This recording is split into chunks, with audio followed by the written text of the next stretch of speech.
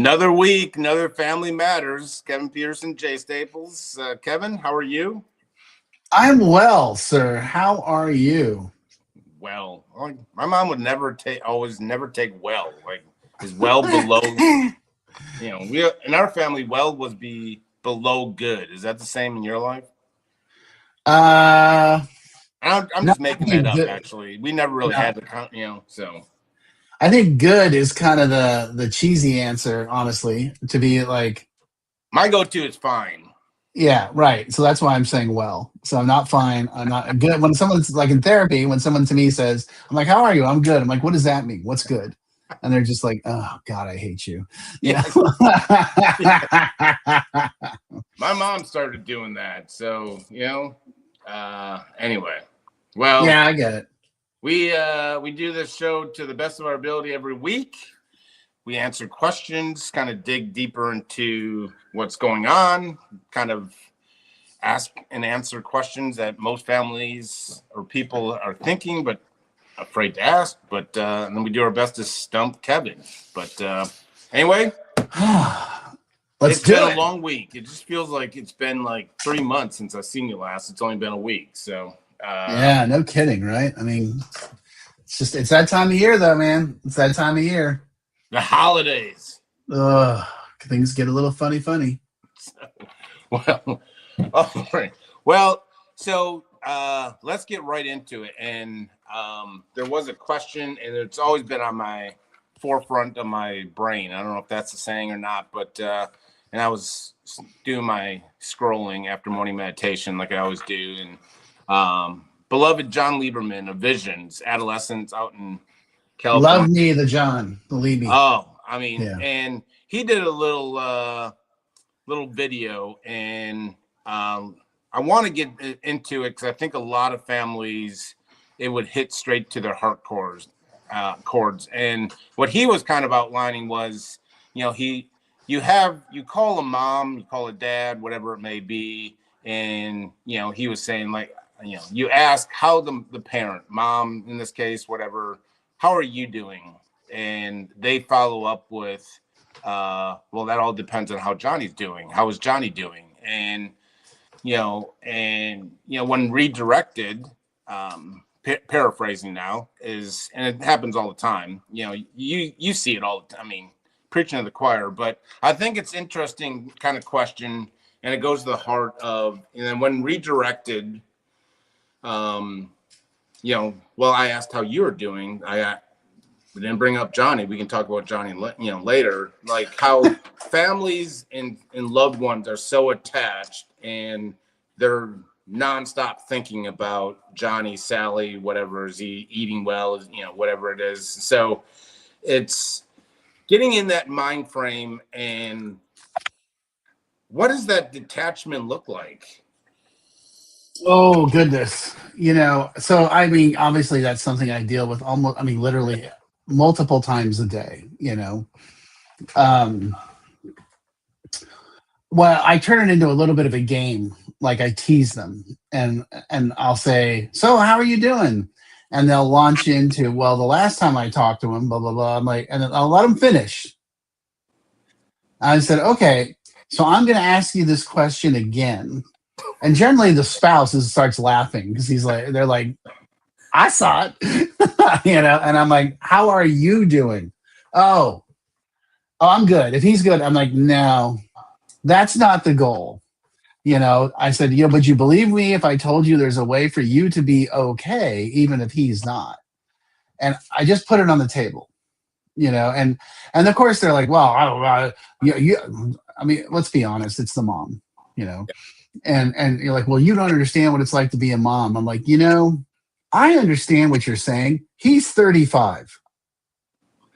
You don't get to play that card anymore, you know?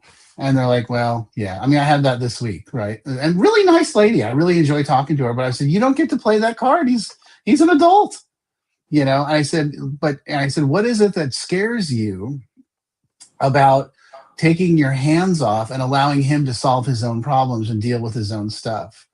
And then we kind of pushed down into that conversation, and getting them to sort of acknowledge that and see that and have that It's so huge.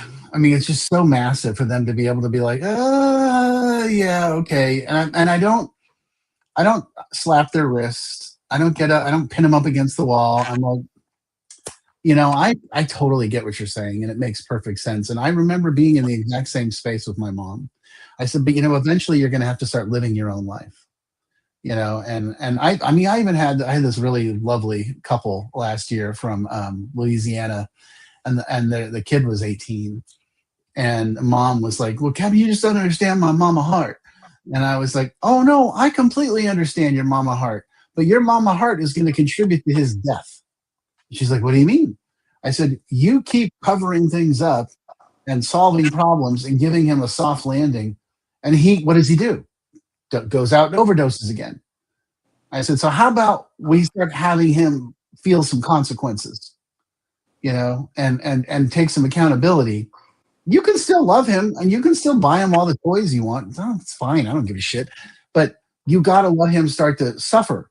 And that was the big piece. And she, after our 90-day engagement at Jaywalker, she was like, when I first met you, I get that all the time. Yeah.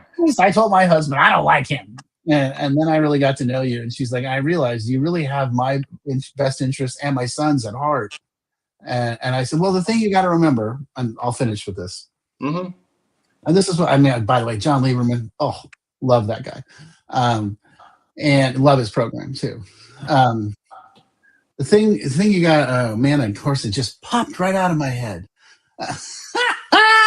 I'm old, baby. I know I was going somewhere brilliant too. I mean, just somewhere absolutely brilliant with that. Well, I mean, I think you raised, hopefully you can revive it. So I'll just say, I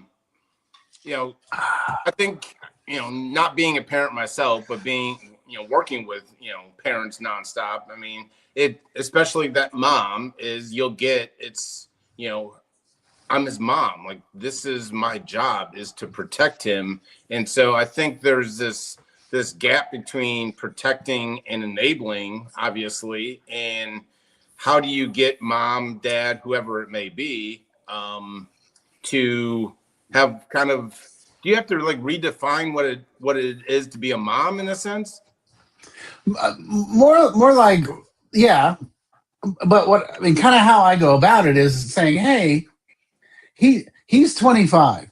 He doesn't need 12-year-old mom. He needs 25-year-old mom, and 25-year-old mom is more of a consultant. Not a manager. I mean, one of my favorite phrases to use with these folks is, I got to get you out of the J management business. Yeah. It's not working. Come on. How's it been going? I used that last week, by the way. So kudos to Kevin. Send me a check. The nickel's on its way. Yeah. Oh, goody. So, yeah, but it's what it is. It's just, you got to let them play it out in their own head. And it's like, look, I get where you're coming from, and I completely understand, and I agree. However, it's just like talking to the addict or the alcoholic. How is your way working? Here we are at treatment number 9, so how about we try things differently? How about we do things differently? And we tell them, I love you, but I'm not participating in this process anymore.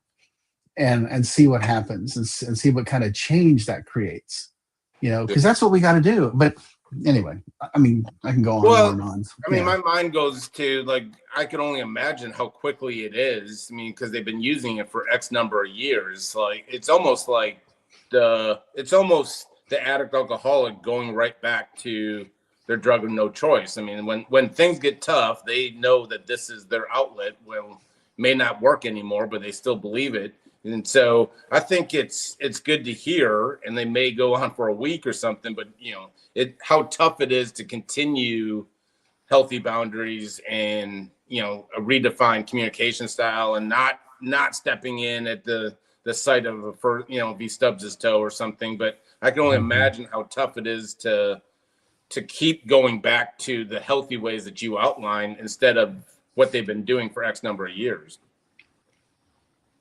Exactly. And you have to, I got to tell you, it's very much like being sponsoring an alcoholic or an addict.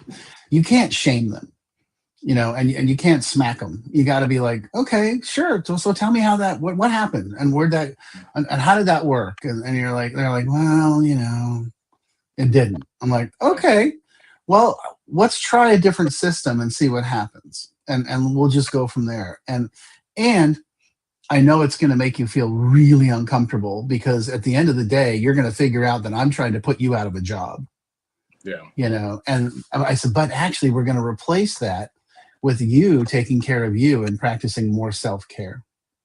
Yeah. And that always freaks them out because, and now we're talking about going to adult children of alcoholics. Yeah. Well, and we can flip this on its head and say like how damaging it is, or the same kind of, you have an overly engaged like spouse or parent or whatever it may be after they've had 1 year or approaching 1 year sobriety. Like you have someone that's in recovery, but then that nosy mom or the spouse or anything like that, and how that can damage their own recovery, and all the hard work that's been put in by both sides can easily be thrown out because that could overwhelm an addict alcoholic early in recovery, and we know how that ends. So like ending this, my mind just goes to the earlier they can stop doing that, whether it's in treatment, that's going to have prolonged success if they get into recovery, because recovery is not you don't need an over analytical spouse or a mom or dad. You talk about a sponsor, you talk about like we can get into the recovery tools that you and I both have used, and it's not leaning on loved ones, it's leaning on the recovery tools set forth. And they can go back to, I always say, like the biggest point in my recovery is when I can look at it and say, my mom went back to being my mom, my dad went back to being my dad, and so forth. They're there for support. But in a lot of areas, like they leave me alone. And when I stub my toe, they're there to support and guide, but they're not here, they're not flying to put a Band-Aid on that toe. Absolutely. Absolutely. That's really what and here's the thing, and I think you and I can speak to this because of our own personal experience. As much as it pissed me off when I first got sober that my parents were like, they could have just written a check, solved all the problems, and they were like, oh no, we ain't doing none of that. I had a car repossessed. I was living on a thin budget for couple of years there. Really thin. And but that's where I learned. I learned how to be responsible to a budget. I learned how to be responsible to a job. I learned how to take responsibility for myself and do things that had been taken care of by the system, and like, when I bought a car, back then when I was 3 years sober and I bought a Ford Ranger and my dad co-signed with me, he was like, hey, let's take a look at this because I think you need to be understanding. It's not just the car payment. It's the car payment, it's insurance, it's gas, and it's the occasional repair. He goes, so I don't want you to be like, oh, I'm paying $300 a month on the car payment. No, you're paying about $400 to $500 a month. Can you afford that? Yeah. And that was a great lesson, man. That was a great lesson that I had to learn, because he was like, I'm not bailing you out. That's not going to happen. If we want you to come home for a holiday, we'll pay for the ticket. Yeah. No problem. Happy to do it. We would do that anyway, but we're not doing, there's no more free rides. Oh, and here's the piece I knew if I kept you talking. Boom. One of the things that families don't understand is that when you're doing all that stuff, you're not allowing them to learn how to solve their own problems. Number one. Number two, you're sending them an indirect message that I don't think you're capable. Yeah. And that they receive that. That's all shame. And now I know the parents are like, oh, that's not. I'm like, I'm not saying you're doing it on purpose. But when you are constantly solving the problems and bailing them out, they start to see it as, I'm such a screw up. Yeah. I'm such the family loser that mom and dad always have to swoop in. And the best thing my parents did was not swoop in and allow me to fight the battle and get out of it. And it took a long time, but that's the best thing they could have done for me. Well, I I mean, knew I'd and then get it. you come to, and I'll just admit, like I had families that swooped in, and my rock bottom was covered with pillows, thanks to my loved ones, and that's just how that's how I got sober, and like, and I'm sure that they were told numerous times to leave me in jail or don't get me that expensive lawyer or whatever it may be. Heck, I just went on a business trip last week and found out that I guess there was a rental car company that I've never used, obviously, for who knows how long, since addiction, and they refused to rent to me, and they didn't really have any info or anything like that. Turns out it was a financial thing from like 1999 or something that and it was active addiction, and you know I went on a little spiel, but I mean, and then to go through that process, which is this morning and all of Friday basically, and get to the root of it and find out what I owe and make it right, which recovery taught me. But there was a time when I knew things were really, really rough, I would just raise my hand, call it quits, and have mom and dad come in and just save me. Like people are like, well, try to get out of it. And I never came out and said it, but what I was thinking is, why would I do that? I got mom and dad that are always going, and I always end up better than if I would have, and I never went through any of that. And so, when you were talking, I was like, I should have just called my dad about this rental, like after, since 90, for a while, that was the old Jay, like, oh, you can't rent to me? Wait until my dad hears about, or whatever it is. And you were talking about, to sum this up, was, you have people rescuing you or whatever, enabling, whatever you want to label it. Mm-hmm. I know from my standpoint, I just never really even wanted to fight because I always knew that I would be taken care of. Yeah. And that was damaging. Yeah. Well, I mean, and by the way, we see this all the time with this generation of kids in general, where, the parents have really been snowplowing for them, and just, I call them Zamboni parents. So smoothing everything out, everything's okay. And then the kid gets to the slightest bump in life and they're like, bah!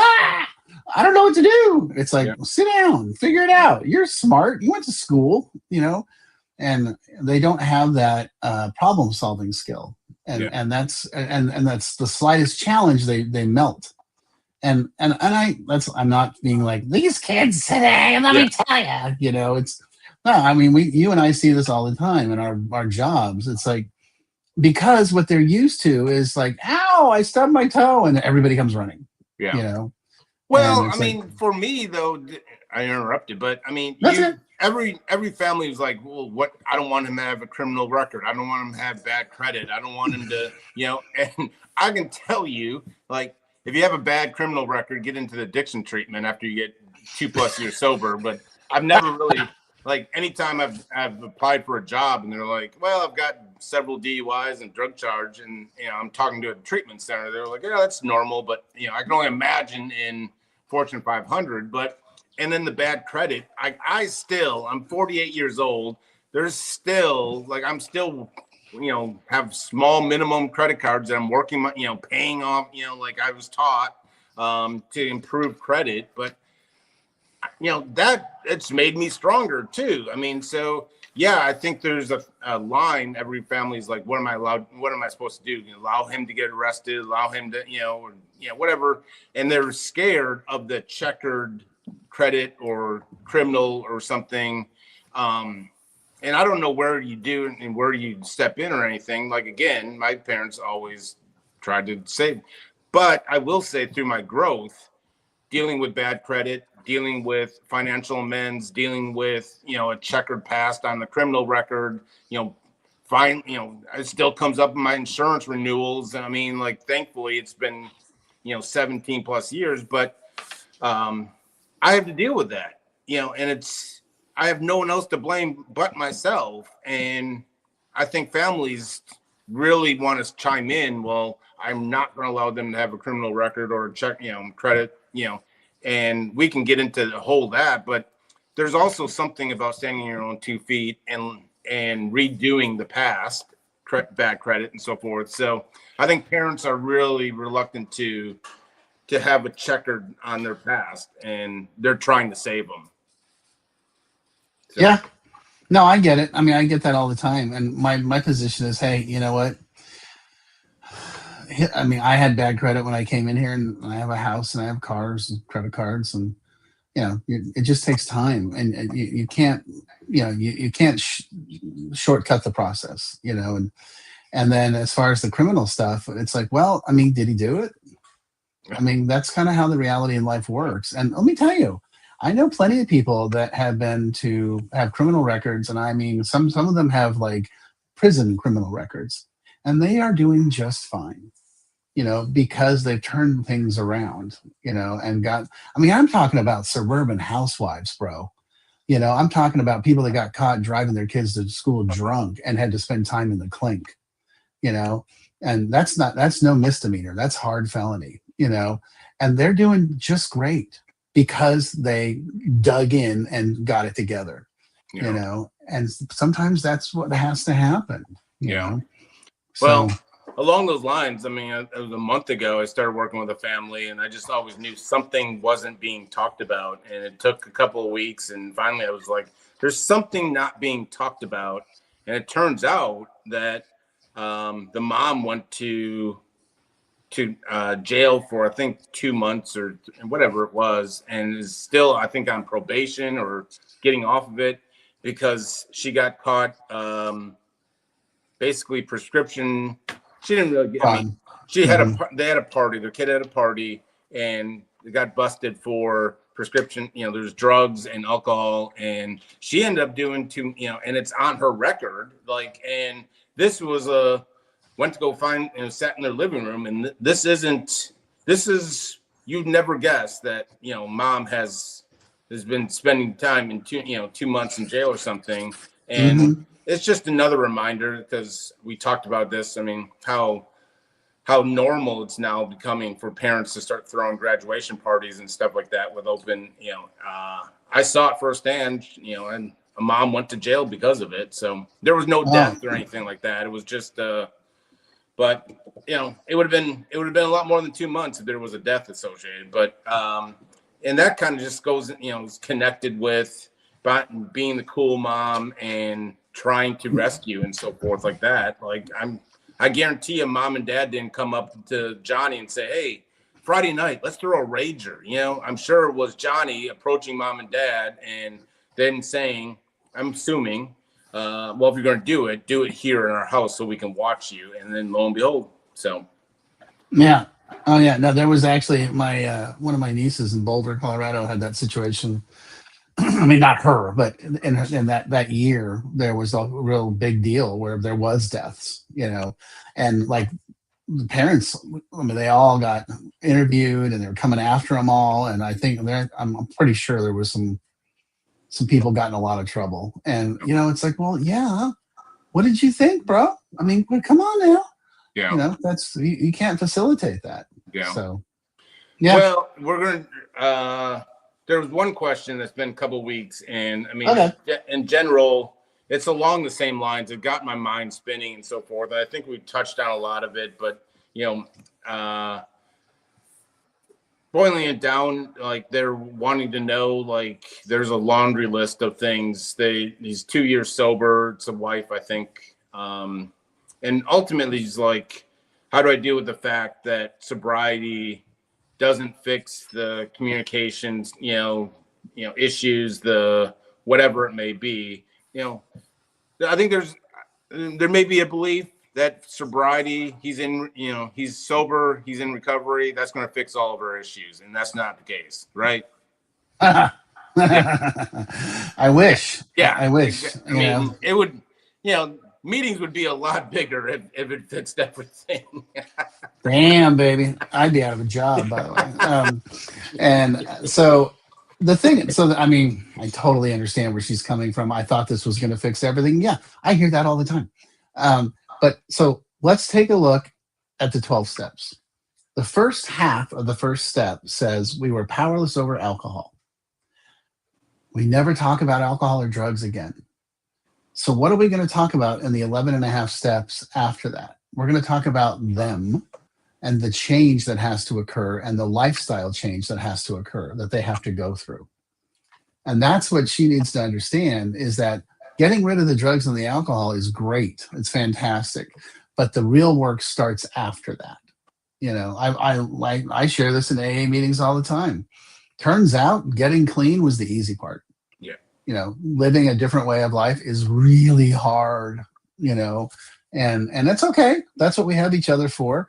And I'm not, by the way, I want to make sure that she understands I'm not giving him a free pass. Yeah. You know, he has to be fully accountable, but so do you.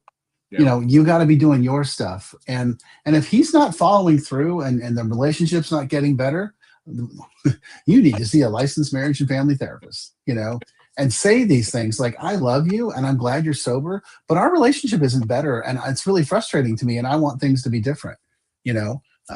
Don't go in blaming. Let's just, that's part. I mean, if when I see couples and one person comes in with a laundry list of here's all the stupid stuff you've done and how horrible you are, I'm like, okay, so I get it. That may all be true.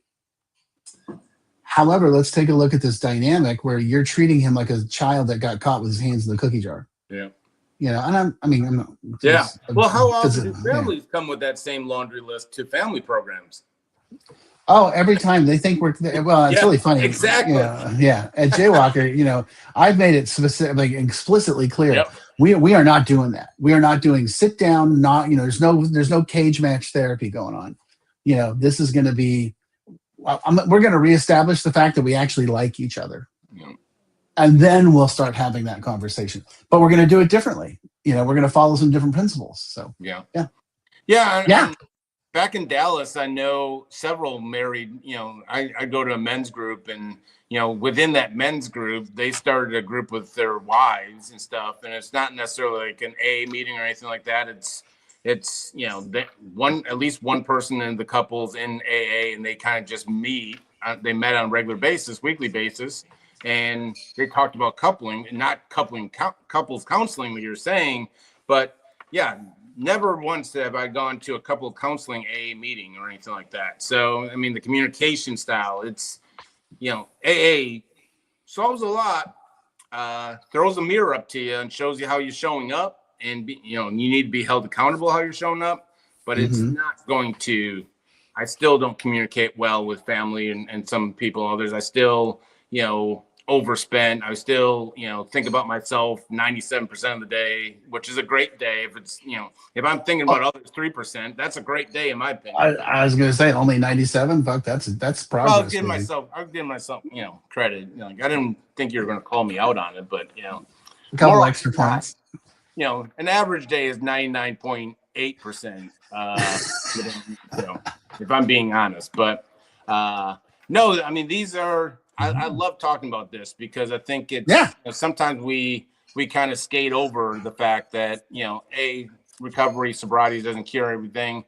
And, you know, there's a lot of people that, you know, their roles have been defined, loving an addict or raising an addict alcoholic, where they feel the need to go rescue or, you know, make sure that no one stubs their toe. And there's a lot of growth within, dealing with some of the past. I mean, that's what the 12 steps, you know, deals with, is you go back in your past and you make it right. You keep your side of the street and ongoing. It's not just the past. And then you can be, you know, same person moving forward. I mean, there's daily inventories, there's, you know, whatever. And so my job on a daily basis to keep my side of the street clean as best as, not other people, you know, and when it's dirty, you know, clean up immediately and not just wait for, you know, mom or dad to come, you know, rescue it like I always did, or procrastinate. I'll do that next week. Do it immediately. So yeah. Oh yeah. No. I mean, yeah, totally. I get it. Well, I don't know if anyone else is going to get anything out of this, but I certainly got energized, and it's, I mean, it just, like I said, like this is, I think, one major reason why I love doing these kinds and just having conversations in general is the family component into recovery is, you know, people don't think about it, you know, and it's huge. It could Oh, make it could make the difference between you relapse and success.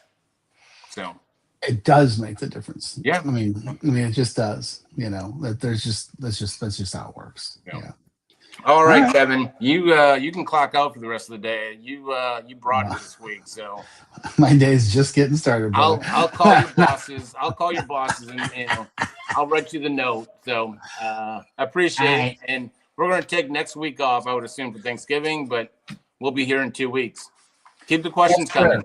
Yes, sir. Yes, sir. That's the deal. Talk to you later. Happy All right, I'll Thanksgiving. see you.